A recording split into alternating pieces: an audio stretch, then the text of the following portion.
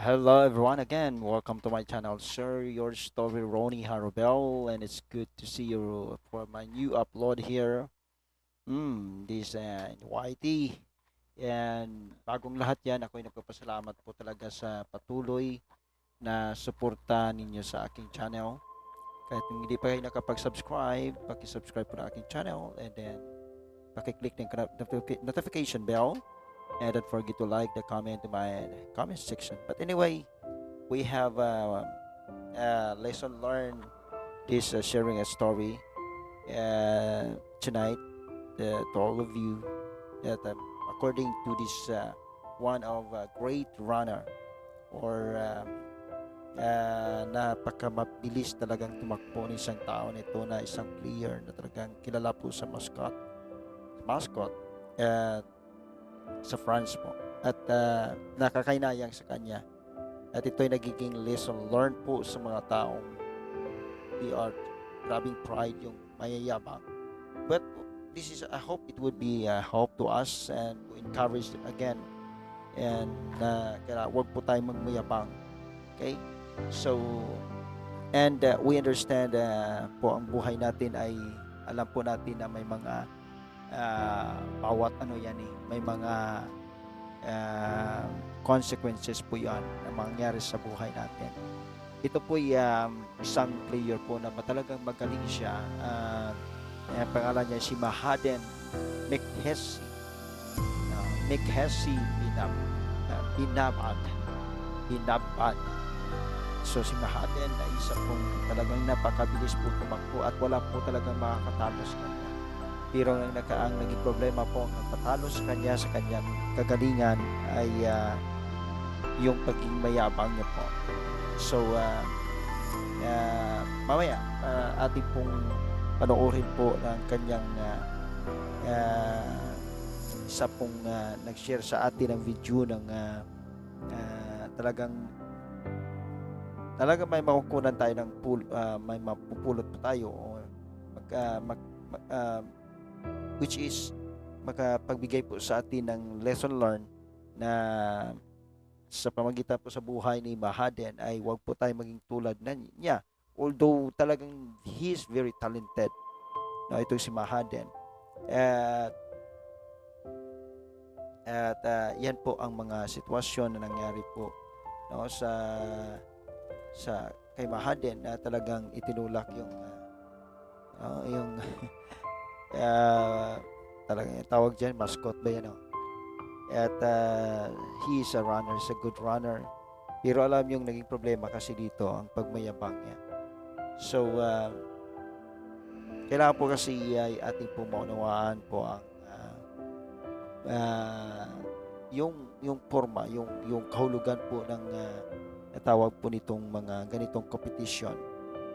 At dahil po akala mo ay wala na po pong mapapatalo sa iyo, ay sa huli po ang sarili mo rin po pala ang babagsak sa iyo dahil sa sobra mong believe sa sarili, di ba? So ito ngayon si Mahaden ay ang nakakalungkot. Actually, he's a very good player. So, he's a good runner. Pero ang naging problema po sa kanya ay talagang nandun po ang kanyang pride. Kaya talagang yan po at mga mascot ay talagang inano niya. Kaya talagang binabanata niya po. So, ating po i-share ngayon ang video na ito. Paano po talaga ang nangyari dito. Ba't naging ganito ang kanyang ugali? No, after all that na naging magaling talaga siya. Pero parang naging ganon siya. Kaya halos grabe po appreciation ang hanga ng mga manunood sa kanya talaga. Pero ang nagpapasira po sa kanya yung kanyang kayabangan, yung kanyang magiging pride pa. No? At akala mong sino na siya. Kaya po wala na po. Nung bandang huli ay ito po at ito pong problema na sasabi ko nga kung wala may makatalo sa iyo pero sarili mo po ang makakatalo sa iyo. Kaya sa takbo dito ay dito natin nakita no yung tumakbo siya, hinubad niya po kanyang damit.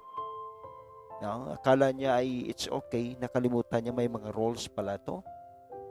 At akala mo, actually panalo na siya eh. No, at tuwang-tuwa siya at talagang nagmamayabang kasi hinikayat niya po ang crowd na pumalakpak sa kanya. Pero ang crowd ay wala na pong ganang pumalakpak dahil po sa kanyang kayabangan.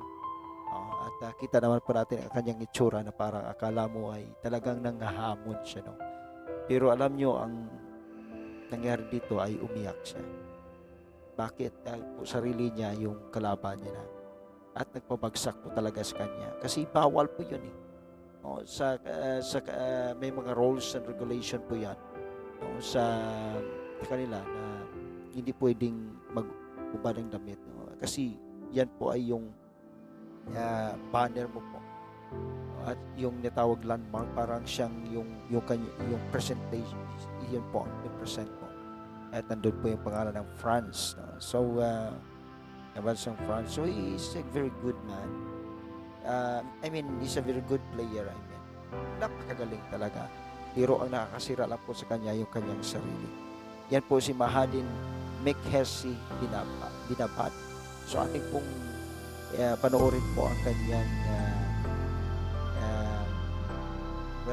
video po na share ng isang vlogger din, talagang makunan tayo ng pulot.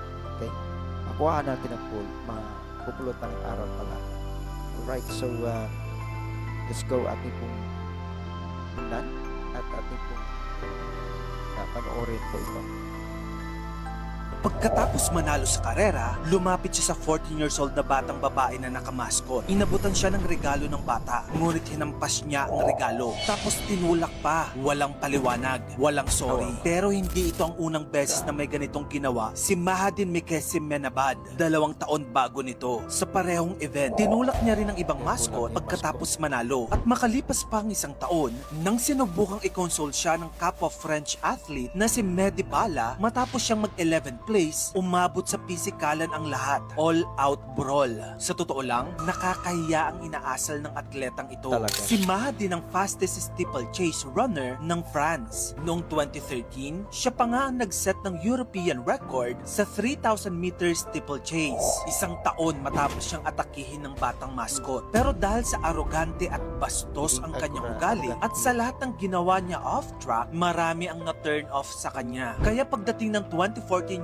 European Championships sa Zurich, maraming nanonood na umaasang matatalo siya. Pero habang tumatakbo ang race, dominante pa rin si Mahadin. Sa final stretch, siya pa rin ang nangunguna. Hinubad niya ang jersey niya, sinubo sa bibig, at hinipe ang crowd na palakpakan siya. Pero yung mga tao na alam ang past niya, disgusted habang pinapanood siyang mag-first place ulit. At yung mga mascot, takot na sa kanya, nagtakbuhan palayo mula kay Mahadin. Habang siya, tumatawa pa habang lumilingon sa mga kalaban. Pero bandang hapon, may nangyaring hindi siya inaasahan. May report na nakita daw si Mahadin na umiiyak pagkatapos ng race. Alam mo ba kung bakit? Kasi may rule sa athletics na halatang nakalimutan niya.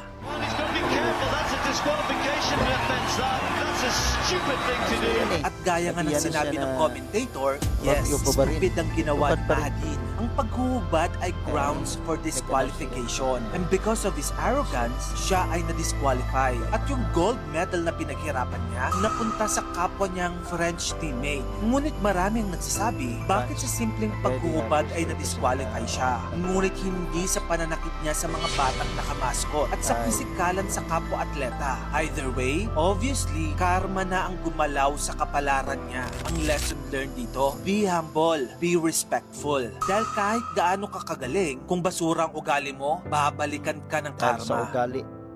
Yan po ang sasabi ko sa inyo. So, nakakalungkot, no? Nakakahinayang lang po talaga. But anyway, I hope maka-learn ito ng lesson learned, no? At matutunan din natin itong mga pangyayari na wag nating gawin ito. At blessed po ang mga taong talagang mayroong talent, may gift na ganito, talagang napakagaling nila pagdating sa mga ganitong bagay na mayroon sila na walang iba, di ba? So, very special talagang mayroon yan. So anyway, maraming salamat po at thank you po sa patuloy na suporta sa aking channel.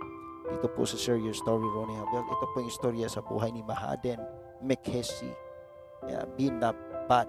So, maraming salamat po sa patuloy na suporta At huwag kaligtaan po mag-like at mag-comment sa comment section. Siyempre po, paki-subscribe at paki-click na rin po ng notification bell para po tayo maging suportaran. Maraming salamat po sa mga nagbisita sa aking channel. See you again po sa next upload natin, The Share Your Story, Ronnie Hargo. Bye-bye and God bless everyone.